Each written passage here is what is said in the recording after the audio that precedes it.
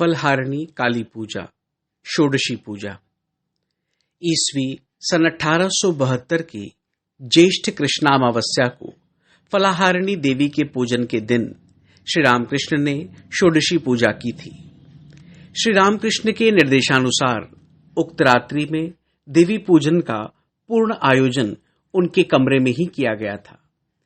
वैसे तो विशेष पूजा का अनुष्ठान मंदिर में यथारीति हुआ ही था। श्री रामकृष्ण ने पहले से ही अपनी पत्नी से इस पूजन का उल्लेख कर उन्हें यथा समय उनके कमरे में उपस्थित रहने के लिए कह रखा था। तदनुसार वे श्री रामकृष्ण के कमरे में उपस्थित हुए। पूजन स्थल पर और कोई भी व्यक्ति नहीं था। श्री मां के आते ही कमरे का दरवाजा बंद कर दिया गया। रात के 9 बजे के बाद श्री रामकृष्ण पूजन कार्य में संलग्न हुए। उनके संकेतानुसार श्री मां पूजन के सुचित्रित पीठासन पर जा विराजी। अनंतर पूजन प्रारंभ हुआ। श्री रामकृष्ण ने साक्षात देवी बुद्धि से उनके अंगों में विधि पूर्वक मंत्रन्यास किया। पूर्ण षोडोपचार से पूजन करते समय श्री मां क्रमशः प्रगाढ़ समाधि में निमग्न हो गई। श्री रामकृष्ण ने उनके चरणों में महावर और भाल पर सिंदूर लगाया, उन्हें पान मिठाई खिलाई, उनको वस्त्र पहनाया। अर्धबाह्य अवस्था में मंत्रोच्चारण करते हुए श्री रामकृष्ण का मन भी गंभीर समाधि में लीन हो गया। समाधि मग्न पूजक समाधिस्थ देवी के साथ आत्म स्वरूप से मिलकर एक हो गए। धीरे धीरे रात्रि का दूसरा प्रहर व्यतीत हुआ। श्री रामकृष्ण का मन शनैः शनैः अर्धबाह्य दशा को प्राप्त हुआ। उन्होंने देवी के चरणों में आत्मनिवेदन किया। संपूर्ण साधनाओं के फल के साथ जपमाला इत्यादि देवी के पाद पद्मों में समर्पित कर उन्हें प्रणाम करते हुए वे मंत्रोच्चारण करने लगे। सर्वमंगल मांगल्ये शिवे सर्वार्थ साधिके शरण्ये त्र्यंबके गौरी नारायणी नमोस्तुते। पूजन समाप्त हुआ। शारदा देवी अपने स्वरूप में प्रतिष्ठित हुई। जगजननी के रूप में उनका विकास हुआ। उनमें विश्व मातृत्व में अकुंठित चेतना जागृत हुई। पूजन समाप्त होने के बाद जब उनमें चेतना का संचार हुआ, तब मन ही मन श्री रामकृष्ण को प्रणाम कर वे नौबत खाने में चली गईं। श्री रामकृष्ण और श्री मां के दाम्पत्य जीवन का यही परिपूर्ण रूप एवं पूर्ण परिचय है। फिर भी लीलामयी ने पत्नी रूप से जो लीलाएं की हैं, वे भी कम मधुर नहीं हैं। पति सेवा एवं पति साहचर्य में उन्हें परम उल्लास और अनुपम तृप्ति का अनुभव होता था। सेवा, क्षमा, लज्जा, तुष्टि, पुष्टि एवं शांति रूप से वे अपने त्याग मूर्ति शिव जैसे पतिदेव की सेवा में तन्मय रहती थी। श्री मां ने बाद में श्री रामकृष्ण की भतीजी लक्ष्मी मणि से उक्त पूजन के संबंध में कहा था। तब लक्ष्मी मणि ने हंसते हंसते उनसे पूछा, तुम तो इतनी लज्जावती हो, भला उन्होंने तुमको वस्त्र कैसे पहनाया?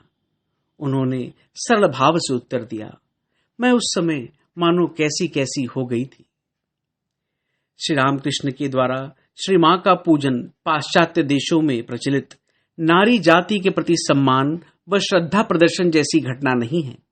यह तो पूर्ण उपचारों के साथ भगवती की आराधना है।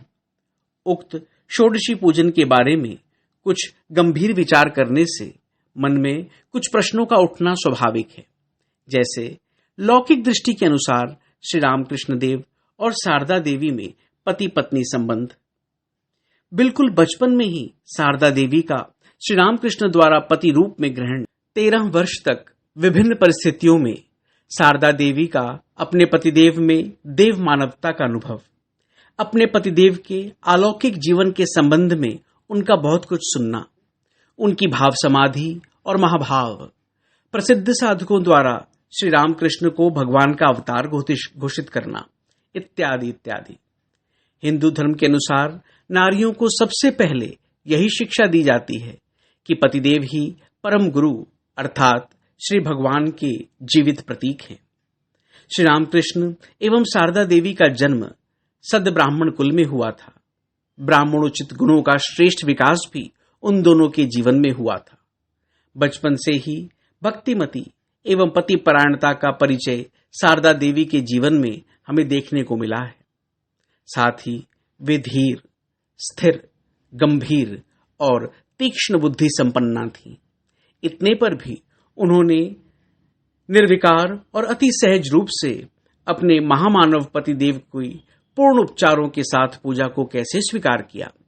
सम्मान को पचाना बहुत ही कठिन बात है, पूजा ग्रहण करना उससे भी कठिन है। फिर भी इतनी बड़ी घटना के उपरांत हम देखते हैं कि शारदा देवी में किसी प्रकार के गर्व का उदय नहीं हुआ। पति पत्नी रूप से किए जाने वाले उनके व्यवहारों में भी कोई अंतर नहीं पड़ा। पहली ही जैसी निष्ठा के साथ वे अपने पतिदेव और सास की सेवा में संलग्न थीं। इतनी बड़ी घटना भी उन पर कुछ भी प्रभाव न डाल सकी। उनके लिए मानो वह एक साधारण सी घटना थी। माना कि श्री रामकृष्ण उनकी पूजा कर सकते थे, क्योंकि नारी मात्र के प्रति उनकी देवी भावना थी। वे मातृभाव साधना की सिद्धि के सर्वोच्च शिखर पर आरूढ़ हो चुके थे। किंतु शारदा देवी ने देवी की भांति उनकी पूजा को कैसे ग्रहण किया। हम तो समझ सकते हैं कि सीता तथा अन्य अवतारों की शक्ति की तरह जाति स्मृत्व के कारण श्री मां को अपने स्वरूप के संबंध में सम्यक ज्ञान था। वे कौन हैं, क्यों उन्होंने शरीर धारण किया है, श्री रामकृष्ण के साथ उनका क्या संबंध है, इत्यादि बातों को वे पूर्ण रूप से जानती थीं। शारदा देवी के जीवन वृत्त की आलोचना से हमारी ये धारणा और भी अधिक पुष्ट होती है। बहुत दिन बाद की एक घटना है।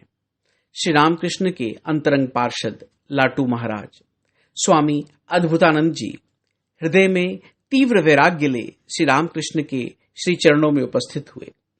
एक दिन वे दक्षिणेश्वर में पंचवटी के नीचे बैठकर निश्चल भाव से ध्यान कर रहे थे।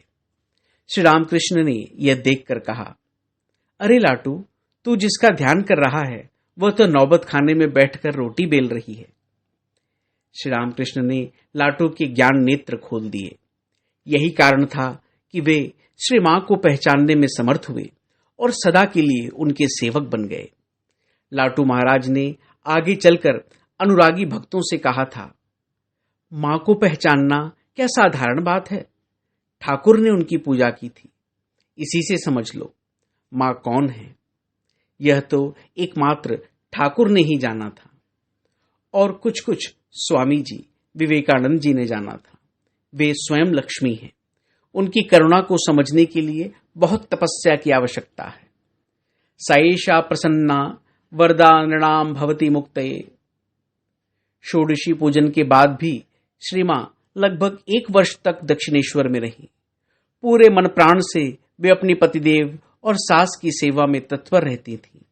सर्वदा उच्च आध्यात्मिक भूमि में अधिरूढ़ बाल स्वभाव श्री रामकृष्ण तथा चलने में असमर्थ अत्यंत वृद्धा उनकी जननी की ओर श्री मां की सदैव सतर्क दृष्टि रहती थी। दोनों ही उनकी आंतरिक सेवा से विमुग्ध थे और बहुत से विषयों में उन पर निर्भर रहा करते थे। उनकी सास नौबत खाने में रहती थी, चाहे रात हो अथवा दिन। जब कभी उनकी सास उन्हें बुलाती, वे उसी समय दौड़कर उनके समीप उपस्थित हो जाती थी। जब कोई उनसे कहता था कि इस प्रकार दौड़कर नीचे से ऊपर जाने में चौखट से सिर टकरा जाने का डर है, क्योंकि दरवाजा छोटा था, तो वे उत्तर देती, भले ही टकराए, वे मेरे लिए गुरु हैं, मां हैं, वे बूढ़ी हो गई हैं। यदि मैं झटपट ना जाऊं तो उनकी असुविधा हो सकती है, इसलिए मैं दौड़ कर जाती हूं।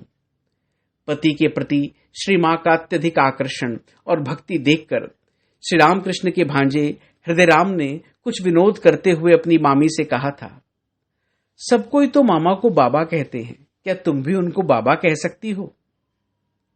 आवेग के साथ उन्होंने उत्तर दिया, हृदय, ये तुम क्या कह रहे हो। मेरे लिए तो वे बाबा, मां, मित्र, बांधव सब कुछ हैं। उत्तर सुनकर हृदय राम स्तब्ध हो गए। उनसे और कोई जवाब न बना।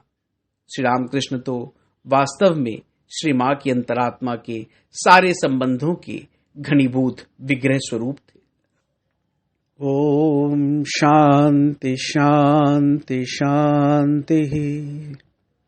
हरि ओम तत्सत।